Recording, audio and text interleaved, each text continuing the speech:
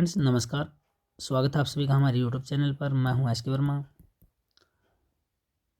हमारी वीडियो में चल रहा है आरएसआर राजस्थान सेवा नियम और स्पेशल फॉर जूनियर अकाउंटेंट के लिए हम पढ़ रहे हैं। आज जो हमने करना है 13वां लेसन अध्याय 13 जिसका नाम है वैदेशिक सेवा। आज इसकी है वीडियो नंबर 8 रहने वाली है। इसमें जो रूल है 141 से 157 तक है, जो कि सभी रूल हमने लास्ट वीडियोज़ में पढ़ लिए हैं। अब कुछ एक्स्ट्रा जो इस लेसन में दिया हुआ है वह चल रहा है और फिलहाल वर्तमान में आज हम इस वीडियो में करने वाले हैं विपरीत प्रतिनियुक्ति रिवर्स डेपुटेशन के शर्तें और नियम, जो परिपत्र 28/12/2021 में दिए हुए हैं। ये शर्तें नियम की आज तीसरी वीडियो होगी। हमने लास्ट जो 6th वीडियो 7th वीडियो की है वो भी शर्तें और नियम की है, और आज इसकी ये जो नॉर्मली 8th वीडियो है, लेकिन शर्तें और नियमों की कौन सी आज ये तीसरी वीडियो है। आज कंप्लीट कर देंगे हम विपरीत प्रतिनियुक्ति की शर्तें और नियम। अब विद्यार्थियों को पता नहीं होता कि विपरीत प्रतिनियुक्ति होती कौन सी है। अगर आप किसी सार्वजनिक उपक्रम या बोर्ड से राज्य सरकार के किसी विभाग में नियुक्त हो रहे हो तो उसे रिवर्स डेपुटेशन कहा जाएगा, विपरीत प्रतिनियुक्ति। और इस विपरीत प्रतिनियुक्ति की शर्तें, नियम और शर्तें क्या है 28/12/2021 के परिपत्र के अनुसार उसी को हम पढ़ रहे हैं। चलिए आज बता देते हैं। अगर कोई कार्मिक विपरीत प्रतिनियुक्ति पर आता है, तो जो बोनस, यानी आज की जो नई शर्त हम पढ़ रहे हैं क्या कुछ है, बोनस का भुगतान कौन करेगा। तो देखिए, अगर कोई कर्मचारी कहाँ आ रहा है, रिवर्स डेपुटेशन पर आ रहा है, राज्य सरकार के विभाग में आ रहा है, तो विपरीत प्रतिनियुक्ति पर कार्यरत कार्मिकों को राज्य सरकार द्वारा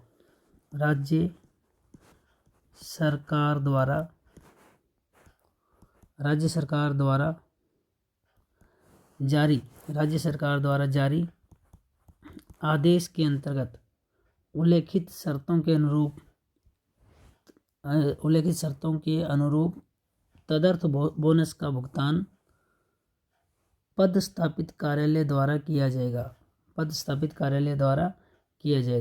देखो क्या चीज़ कहना चाहता है। आप मान लो आए हो और रिवर्स डेपुटेशन पर आगे हो, ठीक है, आप कार्मिक हो, कर्मचारी हो, तो आपको बोनस का भुगतान किसके द्वारा किया जाएगा। रूल लगेंगे राज्य सरकार द्वारा जारी किए गए जो रूल हैं, आदेश हैं, उनमें उल्लेखित शर्तों के अनुरूप ही जिस कार्यालय में आप पद स्थापित हैं उस कार्यालय द्वारा आपको क्या किया जाएगा, बोनस का भुगतान किया जाएगा। यानी बोनस का भुगतान कौन करेगा, जिस कार्यालय में आप पद स्थापित हैं, और वो किसके अकॉर्डिंग करेगा, राज्य सरकार द्वारा जारी जो आदेश है ना, उनमें जो शर्तें उल्लेखित हैं उन शर्तों के अकॉर्डिंग क्या करेगा, आपको बोनस का भुगतान जारी करेगा। कौन जारी करेगा, पद स्थापित कार्यालय जारी करेगा। देखिए, हमारे जो परिपत्र में रूल दिए हुए 28/12/2021 के रूल पढ़ रहे हैं, लेकिन चिकित्सा विभाग में इन्हें 14/11/2022 को क्या कर दिया गया है, संशोधित कर दिया गया है। इसके अकॉर्डिंग देखिए भी, चिकित्सा से संबंधित जो भी उपक्रम है, चिकित्सा सुविधा संबंधी जो सार्वजनिक उपक्रम है या बोर्ड है, चिकित्सा संबंधी यानी यहाँ पर देखो उपक्रम या बोर्ड से राज्य व्यक्ति कहाँ से आ रहा है, कोई सार्वजनिक उपक्रम या सार्वजनिक बोर्ड से अगर राज्य सरकार के विभाग में आएगा तो उसे क्या कहा जाएगा, रिवर्स डेपुटेशन कहा जाएगा। लेकिन किस कंडीशन में, ओनली चिकित्सा वाले उपक्रम कैसा है, चिकित्सा से संबंधित या बोर्ड से संबंधित। तो चिकित्सा सुविधा संबंधी सार्वजनिक उपक्रम या बोर्ड, इस बोर्ड में अगर RGSHS Rajasthan government health scheme, इस स्कीम के अकॉर्डिंग या स्कीम में निर्धारित जो प्रीमियम है, इन स्कीम के अंदर जो प्रीमियम है वो चिकित्सीय सीमा और शर्तों के अधीन देय होगी। और जो कार्मिक होंगे ना, उनको प्रीमियम राशि रिवर्स डेपुटेशन की अवधि के अंदर राज्य सरकार के स्तर पर वहन की जाएगी। देखिए, कहना क्या जाता है कि अगर कोई व्यक्ति या कार्मिक यहाँ से यहाँ पर आ रहा है, ये तो है कौन सा उपक्रम, सार्वजनिक उपक्रम है चिकित्सा से संबंधित, या ये कोई बोर्ड है, और ये कार्मिक यहाँ से अगर यहाँ पर आ रहा है तो वो रिवर्स डेपुटेशन पर आ रहा है, रिवर्स डेपुटेशन पर आ रहा है, और वो कौन से डिपार्टमेंट में आ रहा है, राज्य सरकार के किसी विभाग में आ रहा है। और मान लेते हैं कि यहाँ पर, क्योंकि चिकित्सा सुविधा की बात हो रही है, यहाँ RGHS यानी इस बोर्ड में लागू राजस्थान गवर्नमेंट हेल्थ स्कीम, और इस स्कीम में कोई जो इस स्कीम का जो निर्धारित प्रीमियम है वो चिकित्सा सीमा और शर्तों के अधीन ही देय होगा। अब मान लो वो इधर आ गया, यहाँ पर इस विभाग में आ गया, तो यहाँ पर जो ये प्रीमियम की राशि है ना, क्योंकि वो अब कौन से यहाँ पर आ जाता है ये कार्मिक, तो ये जो रिवर्स डेपुटेशन की अवधि है इसके दौरान जो प्रीमियम की राशि है, अब प्रीमियम की राशि निर्धारित तो किसके अकॉर्डिंग है भी, चिकित्सीय सेवा और शर्तों के अधीन ही, चिकित्सा सीमा और शर्तों के अधीन ही डिसाइड की हुई है।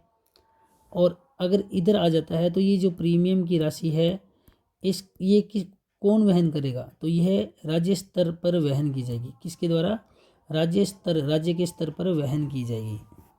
एक बार फिर से ध्यान से सुन लीजिएगा, चिकित्सा सुविधा संबंधित सार्वजनिक उपक्रम या बोर्ड में लागू Rajasthan government health scheme RGHS में निर्धारित प्रीमियम चिकित्सा सीमा और शर्तों के अधीन देय होगी। इन कार्मिकों की प्रीमियम राशि विपरीत प्रतिनियुक्ति रिवर्स डेपुटेशन की अवधि में राज्य सरकार के स्तर पर वहन की जाएगी। अच्छा, इनको जो भत्ता मिलेगा, यात्रा भत्ता वह भी राज्य सरकार के कार्मिकों के नियमानुसार दिया जाएगा। यात्रा भत्ता राज्य सरकार के कार्मिकों के अनुरूप नियमानुसार देय होगा। चलिए, ये तो थोड़ा सा टिपिकल था और चिकित्सा विभाग से संबंधित था। चलिए, कोई व्यक्ति, अगली शर्त पढ़ते हैं। कोई व्यक्ति सार्वजनिक उपक्रम या बोर्ड से कहाँ पर आ गया है, रिवर्स डेपुटेशन पर आ गया है, ये राज्य सरकार का कोई विभाग में आ गया है, तो विपरीत प्रतिनियुक्ति के दौरान, रिवर्स डेपुटेशन के दौरान कर्मी के सर्विस रिकॉर्ड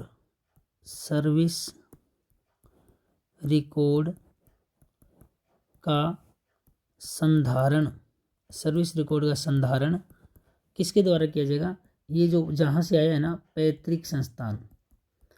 पैतृक संस्थान यानी पेरेंट ऑर्गेनाइजेशन द्वारा ही किया जाएगा। द्वारा देखो कि ये जो कार्मिक है ना, ये कार्मिक आ चुका है कहाँ पर, रिवर्स डेपुटेशन पर, यहाँ पर आ चुका है, और इस कार्मिक के सर्विस रिकॉर्ड का संधारण जो करना है ना, वो किसके द्वारा किया जाएगा, जहाँ से ये आया है, पैतृक संस्थान, पेरेंट ऑर्गेनाइजेशन जहाँ से आया है उसके द्वारा ही किया जाएगा। अच्छा, अब जो इसके हर साल वार्षिक, इस कार्मिक की वार्षिक क्या होगी, वेतन वर्दियाँ होगी। हर साल उसकी वेतन में क्या होगी, वर्दियाँ होंगी। तो वार्षिक वेतन वर्दियाँ, ये जो चीज़ें हैं ना, ये सब किसके, जहाँ वो पद स्थापित है, पदस्थापन के दौरान जो नियंत्रण अधिकारी होगा उसके द्वारा स्वीकृत की जाएगी। नियंत्रण अधिकारी, क्योंकि जहाँ पद स्थापित है, पदस्थापन के दौरान जो नियंत्रण अधिकारी है ना, उसके द्वारा स्वीकृत की जाएगी क्या चीज़, वार्षिक वेतन वर्दियाँ जैसी चीज़ें। हाँ भाई, अगली शर्त देखते हैं। कोई व्यक्ति यहाँ पर, ये सार्वजनिक उपक्रम है या बोर्ड है, यहाँ से कहाँ पर आ चुका है, यहाँ से आ चुका है राज्य सरकार के विभाग में, और ये है कार्मिक जो कि कहाँ आया है, रिवर्स डेपुटेशन पर आया है। अब सपोज करो, अब ये पैतृक संस्थान है, देखो ये वाला जो है ना, ये पैतृक संस्थान है, पैतृक जहाँ से वो आया है, पेरेंट ऑर्गेनाइजेशन। मान लेते हैं पैतृक, ये तो यहाँ आ गया, और पीछे से पैतृक संस्थान में क्या शुरू होगी, छंटनी शुरू होगी। छंटनी का मतलब कर्मचारियों को निकाला जा रहा है, क्योंकि हो सकता है कोई भी रीज़न, छंटनी शुरू होगी। या फिर क्या शुरू हो गया, स्वैच्छिक सेवानिवृत्ति योजना। सेवानिवृत्ति योजना, अपनी इच्छा से सेवानिवृत्ति ले सकते हो, योजना लागू की जा रही है इसमें। पैतृक संस्थान में ये चीज़ें शुरू हो गई तो भाई, या फिर ये जिस संस्थान से आया है उस संस्थान को भी बंद करना है, उस संस्था को क्या करना है, बंद करना है। ये कोई भी चीज़ें हो सकती है। पैतृक भी, कार्मिक यहाँ आया हुआ है, पीछे से उसकी पैतृक संस्थान में क्या चल रहा है, पैतृक संस्थान में छंटनी की प्रोसेस चल रही है, स्वैच्छिक सेवानिवृत्ति नियम लागू हो गए हैं, योजना लागू हो गई है, या पैतृक संस्थान को क्या किया जा रहा है, बंद करने का निर्णय किया जा रहा है। इन परिस्थितियों में अगर ये व्यक्ति यहाँ पर रिवर्स डेपुटेशन पर है ना, तो रिवर्स डेपुटेशन पर आए व्यक्ति को यहाँ से वापस जाना होगा, यहाँ से वापस लौटा दिया जाएगा या वापस भेज दिया जाएगा। कहाँ कि भी जाइए, रिवर्स डेपुटेशन से आए जो कर्मचारी है उसको कह दिया जाएगा आप अपनी पैतृक संस्था में जाइए, वहाँ उसको चाहे छंटनी करे, चाहे उसको स्वैच्छिक सेवानिवृत्ति दे, ठीक है, वो जो भी हो वो कौन करेगा, पैतृक संस्थान। लेकिन यहाँ से इस राज्य सरकार के विभाग से उसको वापस भेज दिया जाएगा। ठीक है जी, चलिए अगला रूल देखते हैं। लो भी, ये है पैतृक संस्थान, यहाँ से रिवर्स डेपुटेशन पर एक कर्मचारी आ रहे हैं, रिवर्स डेपुटेशन पर ये कर्मचारी को भेजा जा रहा है, और ये है राज्य सरकार का विभाग। अब देखिए क्या होता है, मान लेते हैं भी अब व्यक्ति कहाँ है, रिवर्स डेपुटेशन पर यहाँ पर आया हुआ है, ठीक है, कार्मिक यहाँ पर है, तो यहाँ पर राज्य सरकार के कर्मचारी भी तो होंगे। अब इन राज्य सरकार के कर्मचारियों को पेंशन इत्यादि का लाभ दिया जा रहा है, पेंशन इत्यादि का लाभ दिया जा रहा है किसको, राज्य सरकार के कर्मचारी को। पर ये जो व्यक्ति है, ये रिवर्स डेपुटेशन पर जो आया है, या इसके साथ में और भी हों रिवर्स डेपुटेशन के व्यक्ति, इनको पेंशन आदि का लाभ दे नहीं होंगे। किसको, रिवर्स डेपुटेशन पर आए कर्मचारियों को, कार्मिकों को। अब ये लाभ, पेंशन आदि के लाभ किसके अनुसार होंगे, यहाँ तो कोई दे नहीं होंगे, तो पर पैतृक संस्थान के अनुसार, पैतृक संस्थान के अकॉर्डिंग सेवानिवृत्ति के लाभ दे होंगे, सेवानिवृत्ति के लाभ दे होंगे। किसके अकॉर्डिंग, पैतृक संस्थान के अकॉर्डिंग, उसके नियमानुसार। और भुगतान भी कौन करेगा, पैतृक संस्थान के द्वारा ही भुगतान किया जाएगा। तो सेवानिवृत्ति के लाभ और जो भुगतान है वो कौन करेगा, पैतृक संस्थान के अकॉर्डिंग, पैतृक संस्थान के नियमानुसार ही सेवानिवृत्ति का लाभ मिलेगा, और पैतृक संस्थान ही सेवानिवृत्ति का भुगतान करेगी। इधर वाली जो चीज़ें हैं ना, जो राज्य सरकार का विभाग है, ये कुछ नहीं करने वाला, ना तो पेंशन के लाभ देगा और ना ही कोई भुगतान वगैरह करेगा। अब देखिए अगला रूल, एक रूल हो रहा है, इसी में बता देते हैं। कोई व्यक्ति यहाँ अपने मूल संस्थान से कहाँ पर आया, प्रतिनियुक्ति पर यहाँ डिपार्टमेंट में है, तो कार्मिकों को सेवानिवृत्ति की तिथि तक रिवर्स डेपुटेशन पर रखा जा सकता है। पर पहले ये रूल नहीं था। पहले क्या किया जाता था, पहले ये किया जाता था कि अगर कोई कर्मचारी पैतृक संस्थान से यहाँ पर आ गया, राज्य सरकार के विभाग में आ गया है, और वो आया हुआ है रिवर्स डेपुटेशन पर, तो पहले तो सेवानिवृत्ति के 1 माह पूर्व, सेवानिवृत्ति के 1 माह पूर्व इस कर्मचारी को, यहाँ पर जो कर्मचारी था ना, इसको वापस भेज देते थे। पर अब ये नहीं है, अब कार्मिकों को सेवानिवृत्ति तिथि तक विपरीत प्रतिनियुक्ति यानी रिवर्स डेपुटेशन पर रखा जा सकता है। ये चेंज कब हुआ है, 9/6/2023 को संशोधित हुआ है, 9/6/2023 को संशोधित हो गया है। इससे पहले क्या करते थे, सेवानिवृत्ति से 1 महीने पहले कार्मिक को पैतृक संस्थान भेज देते थे, पर अब ऐसा नहीं होगा। अब सेवानिवृत्ति तिथि तक विपरीत प्रतिनियुक्ति पर रखा जा सकता है। ऐसे सेवानिवृत्त होने वाले कार्मिक के जो यहाँ पर ही है, ये पेंशन के परिलाभ या पेंशन के जो पेंशनरी बेनिफिट्स हैं, उनका भुगतान कौन करेगा, उनका भुगतान पैतृक संस्थान के द्वारा किया जाएगा, पैतृक संस्थान के द्वारा किया जाएगा।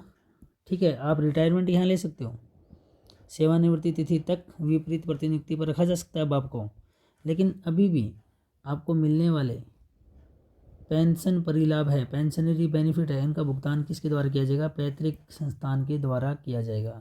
ये रूल पहले क्या था, सेवानिवृत्ति के 1 महीने पहले आपको भेज देते थे, कहाँ, वापस जहाँ से आप आए हो पैतृक संस्थान।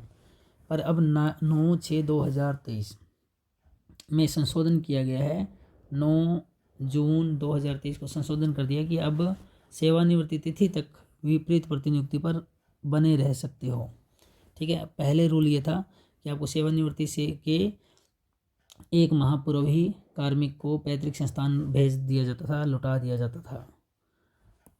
ये हमारे रूल कंप्लीट हो गए हैं जी। कौन से, जो हम रिवर्स डेपुटेशन के लिए रूल पढ़ रहे थे ना, वो रूल कंप्लीट हो गए हैं। रिवर्स डेपुटेशन वाले रूल कंप्लीट हो चुके हैं, यानी नियम शर्तें आपको कंप्लीट करवा दी है।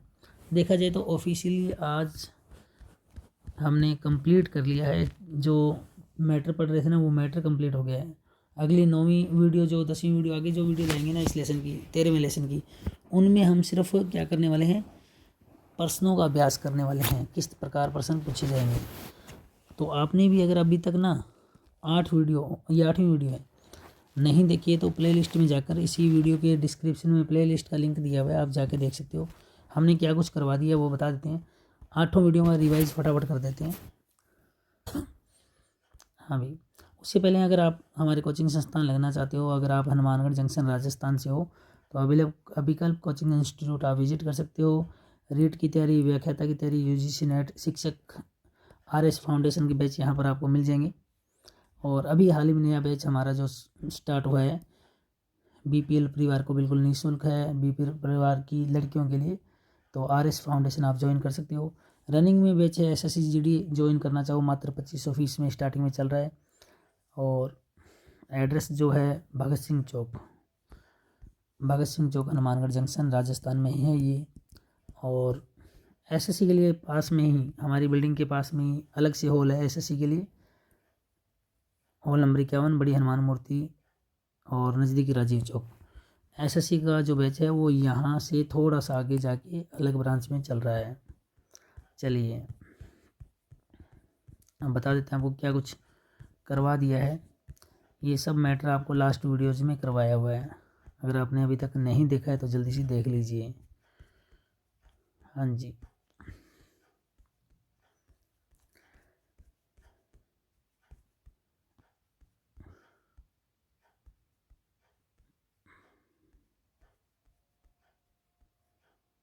अध्याय 13 यहाँ से शुरू हुए थे भी, अध्याय 13 और नहीं, थोड़ा सा और आगे यहाँ से आरएसआर।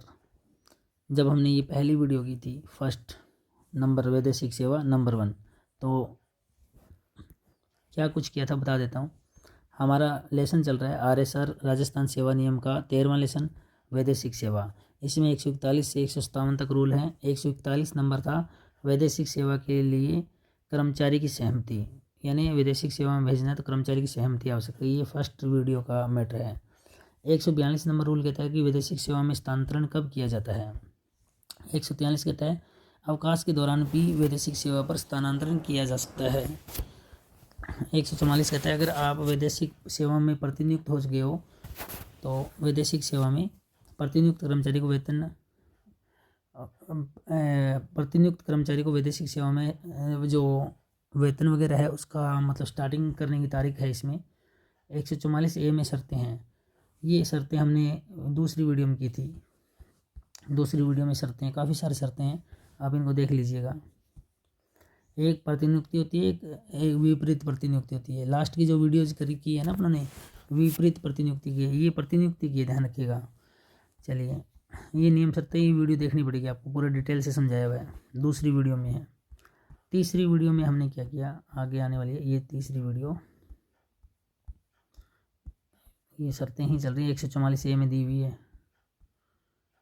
144A एक बार फिर से बता देता हूँ, इंपॉर्टेंट है। 144A में क्या दिया हुआ है, 144A में दिया हुआ है, ये लिखा हुआ है देखो, वैदेशिक सेवा में प्रतिनियुक्ति की शर्तें। और ये प्रतिनियुक्ति की शर्तें यहाँ से स्टार्ट हो गई, देखो लगातार चल रही है। ये पूरी एक वीडियो है 144A की, प्रतिनियुक्ति की शर्तें वैदेशिक सेवा में। चलिए, यहाँ से हमने तीसरी वीडियो की थी। तीसरी वीडियो रूल नंबर 141 157 है, इसमें 145 किया था। 145 है अवकाश एवं पेंशन अंशदान, पेंशन अंशदान से संबंधित वीडियो थी। और इसके बाद में सारा कुछ लिखा हुआ है, इस वीडियो को पूरा डिटेल से देख लोगे तो आपको समझ में आ जाएगा। 145 140 में था अंशदान की दर मूल वेतन और महंगाई भत्ते की कितनी होगी, 10% के बराबर होगी। नेक्स्ट, अंशदान की गणना कब कब की जाएगी, पूरा दिया हुआ इसमें। 147 में था यह अंशदान की गणना, 148 में है अंशदान छोड़ना या छूट देना, 149 में अंशदान पर बकाया ब्याज, 150 में वैदेशिक सेवा में अंशदान कर्मचारी द्वारा नहीं रोका जा सकता। फिर अगली वीडियो चौथी वीडियो लेके आए थे, उसमें हमने किया था 151 से वैदेशिक नियोजक से पेंशन या ग्रेजुएटी स्वीकार करने की स्वीकृति। 152 में पढ़ा था वैदेशिक सेवा में, 152 में वैदेशिक सेवा में राज्य कर्मचारियों को अवकाश, राज्य कर्मचारियों को अवकाश। 153 में पढ़ा था भारत के बाहर वैदेशिक सेवा में अवकाश की स्वीकृत और नियमित करने का विशेष प्रावधान, विशेष प्रावधान। नेक्स्ट 154 में हमने पढ़ा था, 154 में हमने पढ़ा था सेवा में पदोन्नति पर वैदेशिक सेवा में कर्मचारी के वेतन का नियमन। भी राजकीय सेवा में, अगर आपके राजकीय सेवा में क्या हो रहा है, अगर पदोन्नति हो रही है, आपको पदोन्नति मिल रही है, तो वैदेशिक सेवा के कर्मचारी के वेतन में भी क्या किया जाएगा, नियमन। 154 में था। 155 में क्या था, देखिए 155 में था वैदेशिक सेवा से लौटने की तारीख, वैदेशिक सेवा से लौटने की तारीख। 156 में क्या है, देखो 156 में था आपके वैदेशिक नियोजक द्वारा वेतन एवं पेंशन अंशदान का भुगतान करना, वैदेशिक नियोजक द्वारा वेतन एवं पेंशन अंशदान का भुगतान करना। 156 में। 157 में क्या पढ़ा था, 157 में हमने पढ़ा था, देखिए नियमित संस्थापन के मामले में सरकार को भुगतान हेतु अंशदान की वसूली, नियमित संस्थापन के मामले में सरकार को भुगतान हेतु अंशदान की वसूली 157 में था। 158 में हमने क्या पढ़ा है, 158 से हमने अगली वीडियो में आगे थे, वीडियो नंबर 5 में। और वीडियो नंबर 5 में देखो 157 तक रूल तो सारे कंप्लीट हो गए, 157 तक। 158 तो है ही नहीं, इसमें 141 से 157 है। अब इसके बाद में जो 5वीं वीडियो चला है, देखो 4 वीडियो में हमने सारे रूल पढ़ लिए, 5वीं वीडियो से जो चला है ना, उसमें मैटर अलग चला है। 5वीं वीडियो में बताया प्रतिनियुक्ति और विपरीत प्रतिनियुक्ति में डिफरेंस क्या है, डेपुटेशन और रिवर्स डेपुटेशन में क्या डिफरेंस है, समझ रहे हो। और फिर इसमें डिफरेंस, ये वीडियो देख लेना आप, कंप्लीट वीडियो देखोगे तो आपको समझ में आएगा, कुछ डिफरेंस समझ में आ जाएगा। आगे देखो, छठी वीडियो में हमने क्या किया, विपरीत प्रतिनियुक्ति रिवर्स डेपुटेशन हेतु राज्य सरकार के जो रूल्स रेगुलेशन है, जो नियम हैं, उनको पढ़ा है अभी। ये शर्तें लगातार चली है, छठी 7वीं और आज 8वीं वीडियो तक 3 वीडियो में शर्तें चली है। इनको तो भाई बड़े अच्छे से ही आपको देखना पड़ेगा। पूरा बताया हुआ कि रिवर्स डेपुटेशन किसे कहा जाता है, डेपुटेशन किसे कहा जाता है, ठीक है। और रिवर्स डेपुटेशन में आने वाले को क्या क्या प्रॉफिट है, क्या क्या रूल्स लगेंगे, वो सारा कुछ बताया है, ठीक है। ये लगातार जो वीडियोज हैं ये इसी की चल रही है, डेपुटेशन, रिवर्स डेपुटेशन। अगली जो वीडियो आई थी 7वीं, उसमें भी ये रूल यही है, विपरीत प्रतिनियुक्ति पर आने वाले के लिए नियम और शर्तें। और परिपत्र के अकॉर्डिंग जो तारीख दी हुई है उसके अंदर कितनी तारीख से शुरू किया था ये अपना ने, ये तारीख थी 28/12/2021 की तारीख है, उस तारीख से रिवर्स डेपुटेशन के रूल। 7 नंबर वीडियो में भी यही थे, रिवर्स डेपुटेशन विपरीत प्रतिनियुक्ति के रूल। आज 8वीं वीडियो की है, उसके अंदर भी हमने ये किया है, रिवर्स डेपुटेशन के क्या किए हैं, रूल्स किए हैं। ये लो जी, आज 8वीं वीडियो जो हमने की है उसमें भी रिवर्स डेपुटेशन के रूल्स हैं। तो पूरी वीडियो अच्छे से देख लेना, कंप्लीट आपको करवा दी गई है।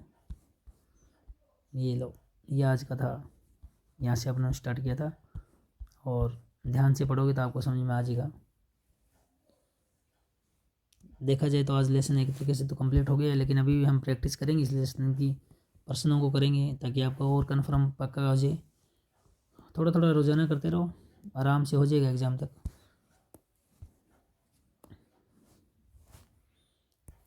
चलिए,